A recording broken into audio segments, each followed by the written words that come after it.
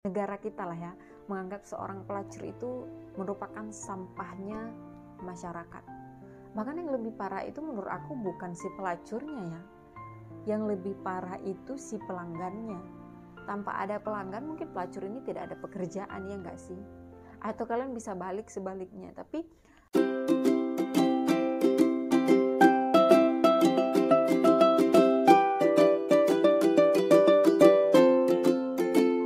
halo semuanya, hari ini aku bakal nge-review buku lagi. Jadi kali ini itu bukunya ini, kelihatan?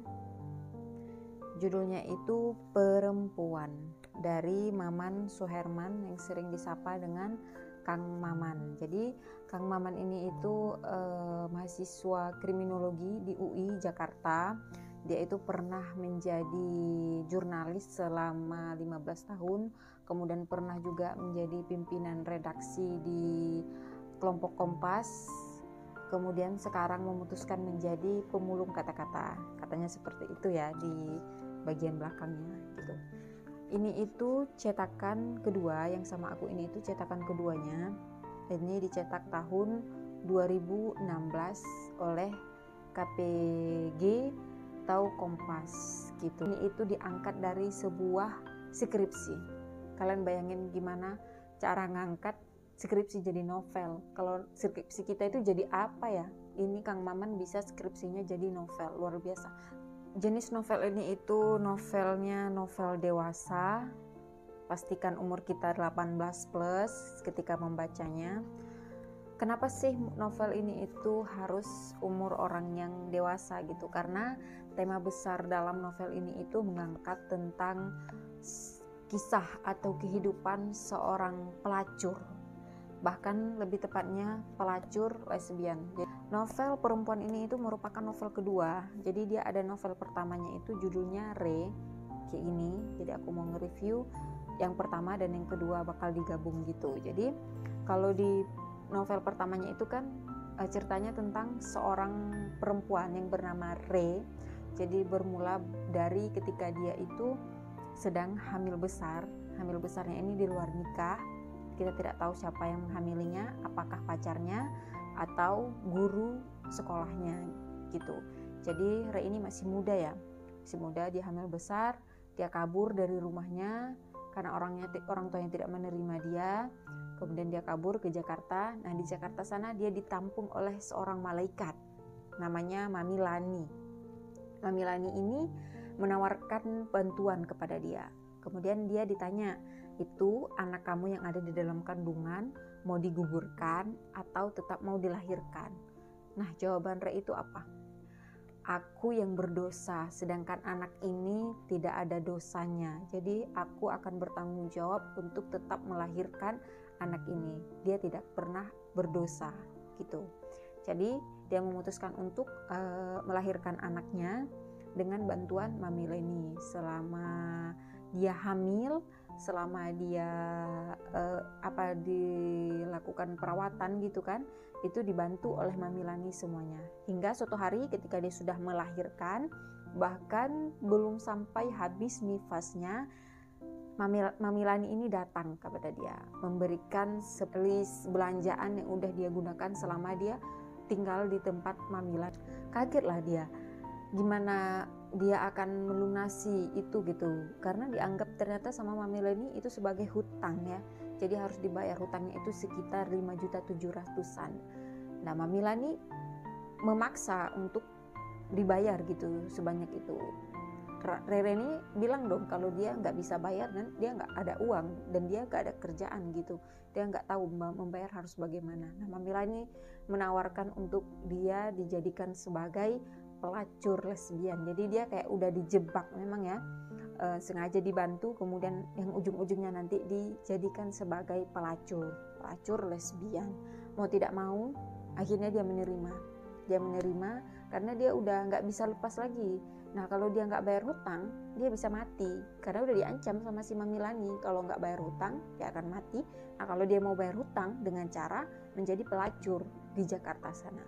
Kemudian Rere ini tetap bertahan demi mencukupi anaknya yang sudah dilahirkannya tadi, kemudian demi membayarkan hutang kepada Mami Lani. Jadi anaknya yang udah dilahirkan tadi ini tuh dititipkan kepada tetangganya itu, tempat dia ngekos, di tingkat kepada ibu-ibu ini. Ibu-ibu ini memang nggak punya anak, udah lama gitu nikah tapi belum punya anak, jadi dititipkan kepada ibu itu. Nah, si Rere tetap menjalankan tugasnya sebagai seorang pelacur. Di sini ya kita bakal digambarkan bagaimana nasib seorang pelacur, hingga kita digambarkan itu ada pada sebuah adegan temennya si Rere ini enggak melayani pelanggannya secara utuh gitu, secara sempurna, karena dia merasa temennya ini merasa tersakiti. Pelanggannya itu malah menyakiti dia gitu, semua putingnya disakitin, payudaranya, kemudian punggung-punggungnya, semua bagian tubuhnya itu disakitin dulu, barulah si pelanggannya ini merasa terpuaskan, kemudian barulah dia melakukan hubungan.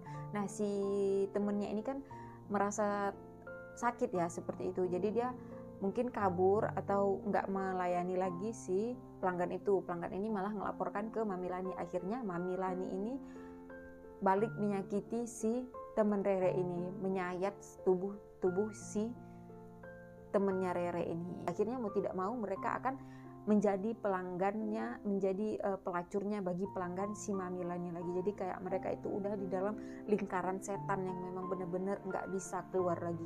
Nah, di sini itu kalau di perempuan ini tetap tentang si Rere, tapi dari pandangan si anaknya tadi itu. Anaknya yang sudah dititipkan, sudah dewasa, nanti dia akan mencari tahu siapa pembunuh dari ibunya sebenarnya. Kenapa sampai ibunya itu terbunuh sangat sadis. Jadi ibunya itu dibunuh di tiang listrik, digantung di tiang listrik gitu. Aduh, sedih banget ya. Digantung di tiang listrik, kemudian beberapa sayatan di dalam tubuhnya itu ada sekitar 10-an itu terdapat dari sayatan-sayatan itu. Ternyata itu yang melakukannya adalah si Mami Lani itu ya. Mau siapa lagi kalau bukan si Mami Lani? Karena gini, si Rere ini udah sempat mampu gitu menabung uang 5.700.000 dan dia mau kasih uang itu ke si Mami Lani, tapi ketika dia udah mau membayarkan malah dia dibunuh oleh si Mami Lani. Bunuhnya secara sadis seperti itu, digantung di tiang listrik kemudian disayat-sayat tubuhnya. Ngeri banget. Aduh, kalian memang harus baca kayaknya kalau kalian tuh suka yang ngeri-ngeri sedap kayak gitu novelnya. Ini novel bahkan dari kisah nyata ya. Nama anak Rere itu adalah Melur. Beberapa kali nanti Melur itu mengajukan protes terhadap ketidakadilan yang dialami oleh ibunya. Bahkan dia merasa dunia ini begitu kejam terhadap ibunya. Karena gimana? Mereka menganggap seorang negara kita lah ya, menganggap seorang pelacur itu merupakan sampahnya masyarakat. Bahkan yang lebih parah itu menurut aku bukan si pelacurnya ya. Yang lebih parah itu si pelanggannya. Tanpa ada pelanggan mungkin pelacur ini tidak ada pekerjaan, ya enggak sih? Atau kalian bisa balik sebaliknya. Tapi kalau di cerita ini menurut aku yang paling mengerikannya itu adalah si pelanggannya itu sendiri. Kenapa hanya seorang pelacur yang dianggap sebagai sampahnya masyarakat, sedangkan si pelanggannya itu tidak pernah diungkit. Bisa jadi pelanggannya itu adalah orang kelas atas sana. Makanya mereka itu tidak pernah diusik atau tidak pernah dikatakan sebagai sampahnya masyarakat juga, seperti itu. Aku jadi ikut emosi ya untuk menceritakan kisah sedih dan sadis seorang Rere di dalam novel perempuan ini.